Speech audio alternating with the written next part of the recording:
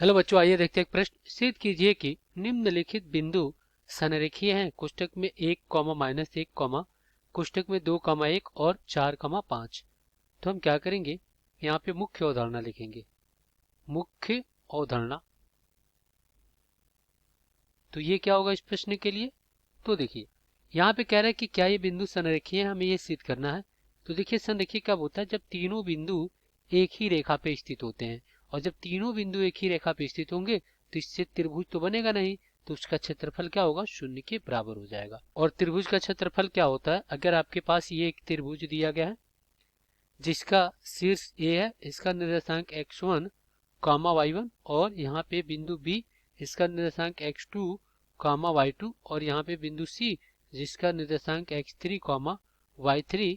तो यहाँ पे क्या हो जाएगा, त्रिभुज ABC का क्षेत्रफल, त्रिभुज ABC का क्षेत्रफल ये क्या होगा, ये हो जाएगा 1/2 और बड़े कोष्टक में x1 और कोष्टक में y2 माइनस y3 और फिर प्लस यहाँ पे x2 और कोष्टक में y3 माइनस y1 और फिर प्लस यहाँ पे क्या हो जाएगा गुणे में x3 और कोष्टक में y1 माइनस y2 और ये बड़े कोष्टक बंद।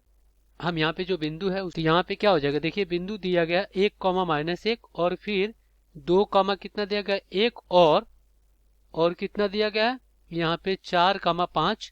तो यहाँ पे इसका बनने वाला क्षेत्रफल क्या हो जाएगा, ये हो जाएगा डेल्टा। तो यहाँ पे त्रिभुज का क्षेत्रफल क्या हो जाएगा, ये हो जाएगा 1/2 और कोष्टक में यहाँ पे क्या हो जाएगा x1 कितना 1 है, ये आपका क्या है x1 है और ये y1 है और ये x2 है और ये y2 है और फिर यहाँ पे ये x3 है और ये y3 है।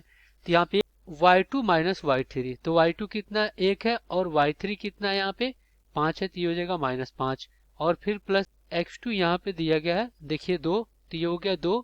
अब देखिए y3 माइनस y1, तो y3 कितना आपका 5 है और y1 कितना है -1, तो +1 हो जाएगा और फिर प्लस x3 कितना आपका 4 है और कोष्टक में y1 माइनस y2, तो y1 कितना आपका यहाँ पे -1 और y2 कितना है आपका y2 है आपका 1, तो ये हो जाएगा -1 और फिर क्या हो जाएगा -1, ये आपका कोष्टक में।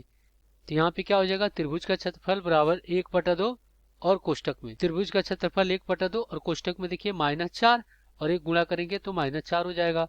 ये कितना 6 दूना 12 हो जाएगा प्लस 12 हो जाएगा और यहाँ पे क्या हो जाएगा -8 हो जाएगा, तो -4 दूना 8 हो गया। चलिए तो यहाँ पे त्रिभुज का क्षेत्रफल क्या हो जाएगा, ये हो जाएगा 1/2 और कोष्टक में क्या हो जाएगा 12 और -12, ये क्या होगा इससे कट गया तो 0 हो गया। यानी कि यहाँ पे त्रिभुज का क्षेत्रफल क्या हो गया 1/2 गुणे 0, तो ये आपका आ गया 0 के बराबर। तो यहाँ पे हम कहेंगे अतः दिया गया बिंदु संरेखीय है। तो आशा करते हैं बच्चों ये प्रश्न आपको समझ में आया होगा। धन्यवाद।